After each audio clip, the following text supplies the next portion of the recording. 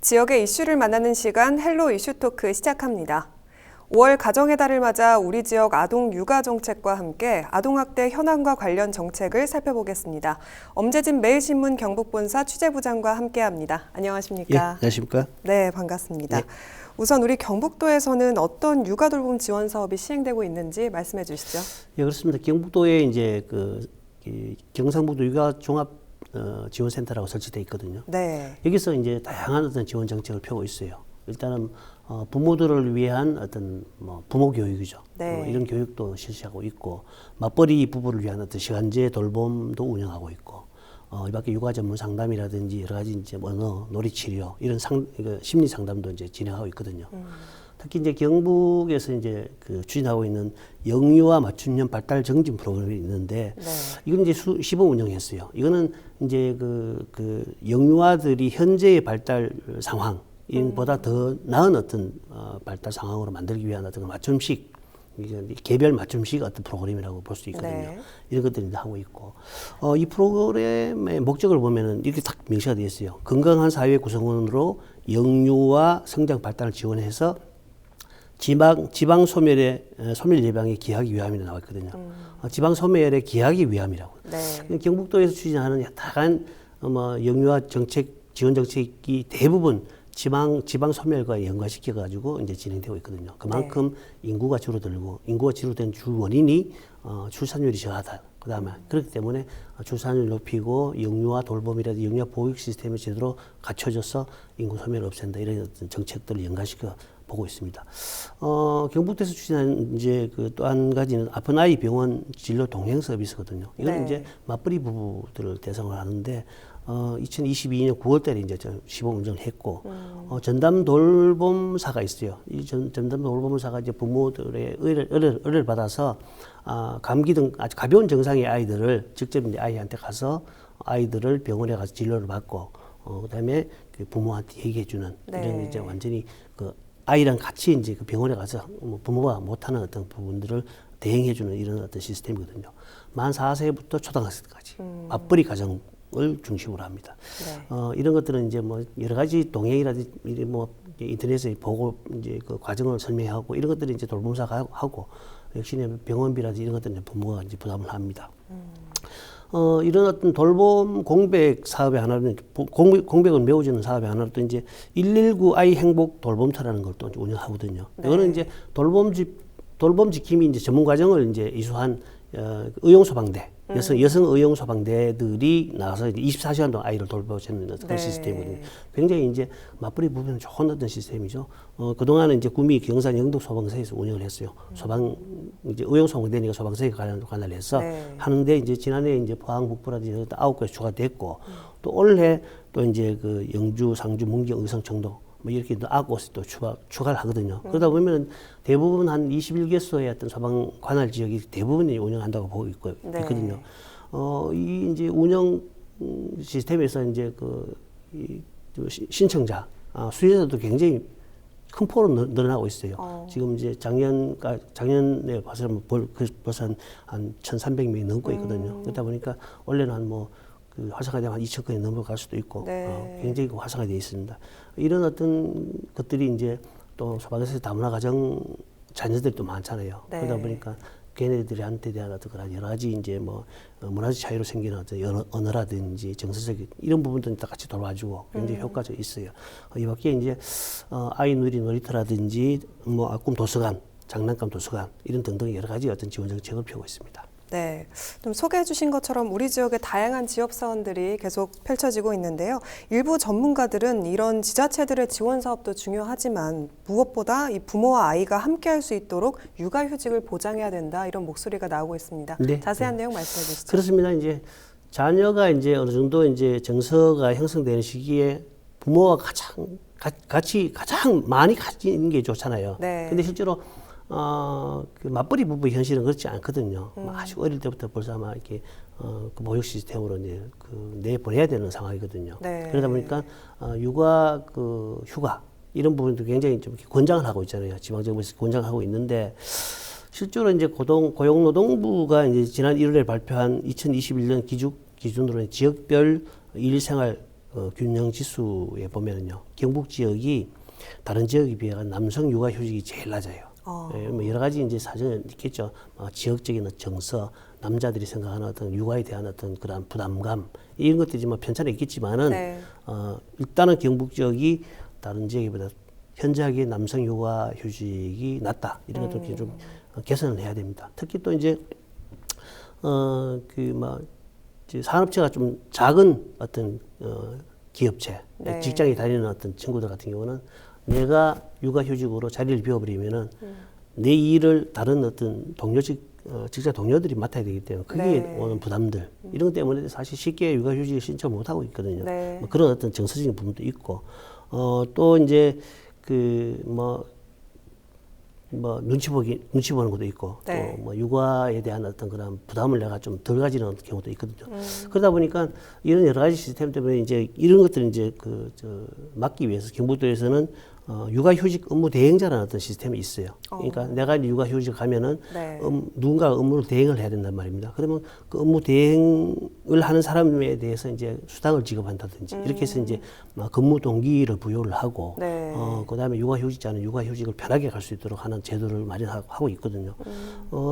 이런 어떤 시스템은 육아휴직 대체 근로자들을 마련하지 못하는 어떤 중소기업 이제 시기에서 3인 이상 소비만 미만의 기업들한테 주로 이제 신청을 받아 합니다. 네. 육아휴직 업무 대행자에 한 30만 원씩, 한 달에 30만 원씩 6개월 동안 한 180만 원 정도 지급할 수 있도록 규정되어 있거든요. 네. 근데 여기 이제 180만 원이 좀 현실에 안 맞다는 얘기도 있고, 근데 이제 막 이제 시작한 어떤 단계니까 현실적으로 좀 정착돼 나가기를 기대하고 있습니다. 네, 앞으로 좀 육아휴직을 보장할 수 있는 다양한 사업들이 나와주면 좋을 네, 것 같아요. 그렇습니다. 네, 이번에는 우리 지역의 다자녀 혜택도 살펴볼 텐데요. 그동안 다자녀라고 하면 3명 이상을 네, 말해왔는데 또 다른 지자체에서는 2명으로 기준을 완화했다고 합니다. 이에 우리 경북도에서도 3명에서 2명으로 완화하자 이런 목소리가 나오고 있다고 하는데요. 말씀해 네, 주시죠. 그렇습니다. 실제로 이제 정부가 이게 다자녀 기준을 완화하는 계획을 발표한 게 벌써 2년 전이거든요. 예, 그래서 이제 전국적으로 이제 2명을 다자녀로 기준을 마련한 데도 굉장히 많아요. 네. 근데 아직까지 경북에서는 부분적으로만 그렇고 전반적인 어떤 다자녀 기준은 3인 이상으로 이제 규정을 하고 있거든요. 그래서 경북 같은 경우는 이제 3인 자녀, 3명 이상의 자녀들의 그 가정에서는 뭐 다자녀 할인 카드, 뭐 각종 시설을 이용료를 네. 감면하든지 혜택을 주고 있고요. 특히 이제 출산율이 크게 이제 줄면서 이런 다자녀 기준을 3명에서 2명으로 이제 낮추는 작업들 하거든요. 네. 경북도에서도 이제 조례를 통해서 그런 것들은 이제 진행되고 있습니다. 일단 그렇지만 경북도 같은 경우 아직까지는 이제 3명이고 그 3명 이상의 가정에 다복 가정 희망 카드 제도를 운영하고 있어요. 이런 어떤 3살 이상 가정에 이제 뭐 여러 가지 이제 다양한 어떤 혜택을 제공하는데 이미 아마 서울, 울산, 전북 대부분 광역지자체는 일단은 2명 이상의 어떤 자녀를 다자녀 가정으로 보고 네. 뭐 주택 취득세라든지 시설 감면 이런 것들이 이제 혜택을 주고 있거든요. 경상북도도 이제 조례도 이제 그런 부분들을 이제 발빠르게 바꿔내는 작업들을 하고 있어요. 네. 실제로 이제 수련 활동비 같은 경우는 2명 이상의 가정의 자녀도 이제 혜택이 되도록 이제 조례를 이제 통과시켰고, 또 이제 전반적인 정책 전반에서 3명을 2명으로 낮추는 어떤 가정 지원 조례를 전반적으로 지금 다음 달 통과를 목표로 추진하고 있거든요. 네. 그리고 아직까지 우리 경북도 같은 경우는 여러 가지 이제 22만 정도가 다자녀 가구로 돼 있는데 여기에 보면은 3명 이상 다자녀 가구는 불과 이제 10%도 안 되거든요. 그러다 보니까 90% 이상의 어떤 2명 이상의 다자녀 가정 90%가 혜택을 못 보는 상황이기 때문에 빨리 이제 제도가 밝혀져야 된다 이런 생각이 듭니다. 네, 말씀해주신 것처럼 우리 경북도의 기준도 하루빨리 완화가 네, 되는 그렇습니다. 게 좋을 것 예. 같은데요. 이번에는 교육청 관련 이야기로 넘어가 보겠습니다. 최근 경북교육청이 유아 돌봄과 교육체계 마련을 위한 유보통합 선도교육청 운영에 적극적으로 참여할 계획이다라고 밝혔습니다. 자세한 내용 말씀해 주시죠. 네, 그렇습니다. 이제 이거 유보통합 유치원과 이제 어린이집을 한꺼번에 네. 이제 관리하고 시스템을 이제 통합시키는 작업인데 이거는 참 논란이 많습니다. 30년 정도의 논란이 됐거든요. 근데 일단은 교육부에서는 일단은 통합을 하겠다라고 이제 추진하고 있어요. 그래서 이제 그 어린이집의 보육, 그다음에 유치원의 유아 교육 이거를 네. 이제 통합을 시키고, 그다음에 이제 보건복지부와 이제 그 교육부로 이원해 있는 어떤 그런 정부 관리 부서도 교육부로 통일시키겠다. 그래 되면 이제 교육부, 도교육청, 지방 그 교육지원청 이렇게 이제 관리도 일어나 된다. 이렇게 이제 추진하겠다고 했어요. 지난 4월 24일 날 이제 교육부가 유보 통합 추진 방안을 발표했습니다. 네. 그리고 0에서 5세 영유아가 이제 어떤 이용 기관이 여러 가지 이용 기관이 있거든요. 이용 기관이 관계없이 양질의 교육 돌봄 서비스를 받을 수 있도록 이게 통합 시스템을 갖추겠다. 네. 그다음에 관리를 이제 그 교육부를 이제 그 기점으로 하는 어떤 일원화된 교육 시스템을 만들겠다라고 이제 했습니다. 여기 따라 가지고 이제 지방 그 교육청이라도 이제 그 후속 작업을 하고 있거든요. 일단은 경북교육청도 이제 유보 통합에 성공 추진을 위해서 여러 다양한 어떤 그 시책들을 지금 마련하고 있어요. 뭐 그 학부모의 단계적 교육 돌봄 부담을 완화시키는 교사의 처우 개선이라든지 뭐 관련 그 법률 일괄 재개정이나 이런 것들 부분들이 여러 가지 이제 필요하다는 어떤 그런 이야기들을 해놓고 있고. 네. 그다음에 이제 유치원과 어린이집 관련자들하고 정기적인 어떤 그런 모임을 통해서 서로가 이제 상충된 의견들이 많단 말입니다. 그런 것들이 좀 완화시켜 가지고 서로 이제 협력 속에서 이게 제대로 이제 정착되도록 이제 노력하는 그 작업을 하고 있고요. 네. 또 교육청 같은 경우는 경북교육청은 13명을 위원으로 해가지고 TFT 구성해서 우리 유치원 어린이집 현황을 파악하고 서로의 이제 뭐 간극들을 이제 그 조사하는 어떤 실태 조사에 나서고 그래서 이제 정말 그 제대로 된 유보 통합 방안을 뭐 찾겠다라고 이제 이야기하고 있거든요. 네. 실제로 30일 동안 풀지 못했던 숙제인데 이제는 이제 그 본격적으로 하겠다고 하니까 이런 부분에서 이제 시민들의 의견을 잘 수렴해가지고 추진이 원활히 되도록 네. 했으면 좋겠습니다. 네, 오랜 시간 이야기가 되고 있는 만큼 올바른 방향으로 나아가길 네, 기대해 보겠습니다. 이번에는 아동학대와 관련된 내용들 짚어볼 텐데요. 우선 우리 지역의 아동학대 현황부터 말씀해 주시죠. 그렇습니다. 연도별로 살펴보면은 2018년에 4건 일이 났고, 네. 그다음에 2019년에 20건으로 확 늘었어요. 그러다가 이제 코로나19 상황으로 원격 수업이 진행됐던 2022년부터 다시 또 6건으로 감소됐거든요. 그러다가 이제 2021년, 2022년 또 크게 또 증가했고, 지난해에는 상반기에만 14건이 됐어요. 굉장히 큰 폭으로 늘어나고 있고, 학대 유형별로 보면은 역시 이제 신체 학대가 34건으로 가장 많고, 그 다음에 정서학대라든지, 그 다음에 성학대, 방임, 이런 순으로 나타났고, 지역별로는 구미가 이제 그 15건으로 가장 많고, 포항이 10건, 뒤를 잇고 있습니다. 네. 2021년도에 갑자기 이제 증가한 부분은 사실 그때는 이제 여러 가지로 이제 코로나19 상황이기 때문에 학교 현장이 아니고 집에서 이제 원격으로 네. 수업했단 말입니다. 그래서 집에서 원격으로 수업하다 보면은 아무래도 부모와 부딪히는 어떤 경우가 많고 네. 이 과정에서의 어떤 그런 가정에서의 학대 이런 것들이 굉장히 큰 폭으로 늘어났어요. 또 두 번째는 이제 정인이 사건이라고 있었잖아요. 굉장히 이제 네. 전국적으로 이슈가 됐던 사건인데 이 사건 이후로 이웃집에서도 이제 뭐 약간의 어떤 아이를 학대하는 어떤 정황이 보인다 이러면 이웃집에서 신고하는 네. 그런 어떤 건수가 많이 늘어났어요. 그래서 아동 학대에 대한 어떤 관심들이 높아지기 때문에 네. 신고 건수가 늘어났다 이렇게 볼 수가 있습니다.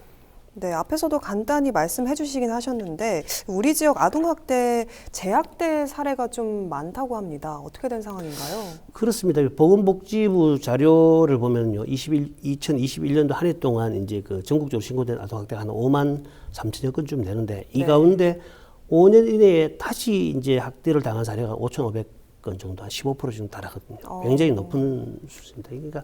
그러니까 아동학대 신고를 받으면 국가의 어떤 그런 그 보호 시스템으로 이제 관리를 하잖아요. 네. 그 보호 시스템 속에서 관리 받으면서도 다시 학대가 일어난다는 것은 그 시스템에 어떤 구조적인 문제가 있다든지 여러 가지 다른 어떤 관심 내지는 관리가 필요하다라는 방증이거든요. 특히 재학대 그 부분은 이제 그 가정 내에서 많이 일어났던 게 굉장히 중요하고 네. 이런 것들을 이제 방지하기 위해 가지고 2021년 3월 달에 이제 적각 분리 제도가 있어요. 피해자가 가해자로부터 적각 분리하는 어떤 그런 제도인데 이 적각 분리 제도라는 것은 이제 1년 이내에 같은 어떤 아이가 2번 이상 어떤 그 학대의 어떤 신고 정황이나 신고를 받게 되면은 네. 이제 그 아이들을 가해자로부터 적극 분리를 해서 이렇게 별도로 자치단체가 보호 조치를 취하는 어떤 그런 제도거든요. 네. 근데 그래서 이제 아이가 스스로 독립할 때까지 이제 보호 조치를 하고 그래 그냥 돌보는 어떤 시스템인데 이 부분도 좀 굉장히 현실적으로 좀 이렇게 여러 가지 이제 좀 난제가 있어요. 그러다 보니까 이제 제도적으로 보완할 필요가 있는데 결국에는 이 친구들이 이제 그 보호 조치를 마치고 돌아갈 곳은 결국엔 가정이거든요. 그쵸. 가정으로 돌아갔을 때 그 학대를 받았던 어떤 원인이 그대로 존재한다 그러면 그 이제 네. 관리를 어떻게 할 것이냐 이런 부분들이 굉장히 많거든요. 실제로 2020년도 기준으로 이제 그 아동 쉼터에서 보호를 받다가 퇴소한 사례가 한 526명쯤 되는데 이 가운데 그 200여 명 정도 한 40%쯤 되죠. 이렇게 가까운 어떤 아이들이 이제 가정으로 돌아갔단 말이에요. 가정으로 돌아갈 때 그 이후에 관리를 어떻게 할 것이냐 이런 부분들이 굉장히 숙제로 남아 있습니다. 그래서 이제 또 이제 아동 보호 전문 기관의 어떤 뭐 인력도 굉장히 부족한 게 실제로 많거든요. 네. 일본 같은 경우는 그 이제 그 아동 보호 전문 기관 그 복지사, 사회복지사죠. 한 명당 보통 한 15개 사례 정도를 관리를 해요. 근데 우리나라 같은 경우는 뭐 전문 사회복지사가 아니라 네. 이제 사실 이제 아동보호 전문기관에 이제 그 인원들이 이제 관리를 하는데 이제 1인당 60 내지 70개 사례가 이제 사례를 관리하다 보니까 네. 일일이 돌보지도 못해 일 관리하기가 굉장히 공백이 많거든요. 그런 문제들이 있다고 보고 있습니다. 예. 네, 이렇게 아동학대 예방을 위해서는 지역사회에 많은 관심이 필요해 보입니다. 우리 지역에서는 아동학대 예방을 위해서 어떤 노력들을 하고 있는지도 궁금하네요. 예, 그렇습니다. 경북도 같은 경우는 위기아동 통합지원센터를 운영하고 있어요. 그래서 네. 위기아동을 조기에 발견해서 학대 피해를 예방하기 위한 원스톱 통합 서비스를 하고 있는데 원스톱 통합 서비스는 일단은 도 단위에서 도 드림 스타트 총괄 지원센터라고 있거든요. 그다음에 시군에 보면은 시군에 이제 그 행정 시스템으로 드림 스타트라든지 해방복지지원단, 그다음에 정신건강복지센터, 또 이제 밖에는 건강가정 다문화 가족 지원센터 이런 게 이제 다양하게 이제 그 시스템이 있는데 요걸 이제 하나를 통합을 해서 위기의 아동이 어느 곳에 이제 신고를 하더라도 제대로 된 어떤 그런 어떤 전반적인 어떤 문제를 파악하고 네. 그다음에 원스톱으로 이제 그 지원을 받을 수 있는 받을 수 있는 것을 제공하고 있거든요. 그래서 이제 여러 가지 이제 지자체에서도 공무원들을 교육한다든지 이게 예천에서는 공무원 교육을 했고 포항에서는 아동학대 대응 시스템 점검을 했고요. 안동 같은 경우는 사실 이제 아동학대 대응체가 이제 그 공공 중심이 아동 보호 서비스를 또 이제 선제적으로 추진하고 있거든요. 그래서 네. 다양한 시도를 하고 있습니다. 네, 지금까지 육아 정책부터 아동학대 예방까지 살펴봤는데요. 끝으로 아이 키우기 좋은 경북을 만들기 위해선 어떤 지원이 필요하다고 생각하시는지 말씀해 주시죠. 실제로 이제 그 아프리카 속담이 공동체의 가장 어떤 그 중요성을 일컫는 말 중에 하나가 아이 한 명을 키우는데 온 마을이 필요하다는 어떤 그 속담이 있어요. 아프리카 속담. 그래서 아이 한 명 키우기 위해서는 모든 사회적 공동체가 나서야 된다라고 하거든요. 그만큼 이제 정부나 경북에서는 아이 키우기 좋은 세상을 만들기 위해서 다양한 어떤 정책을 마련하고 이제 펴고 있잖아요. 네. 그렇지만 가장 중요한 것은 뭐냐면은 부모 입장에서 내가 아이를 낳았을 때 내 가장 가까운 지역에서 돌봄 시스템이 만들어져 있고 내가 그 쉽게 아이를 맡길 수 있는 시스템이 있다는 것들이 굉장히 중요하거든요. 네. 그래서 돌봄 시스템들이 굉장히 다양하게 만들어지는 게 좋고 그만큼 사회적인 관심이라든지 온 마을이 아이를 한 명 키운다는 심정으로 대응하는 게 좋겠다 이런 생각이 듭니다. 네, 오늘 말씀 여기까지 네. 듣도록 하겠습니다. 네, 지금까지 우리 지역 육아 정책과 아동학대에 대해서 이야기 나눠봤습니다. 이 시간 헬로 이슈 토크는 여기까지입니다. 시청해주신 여러분 고맙습니다.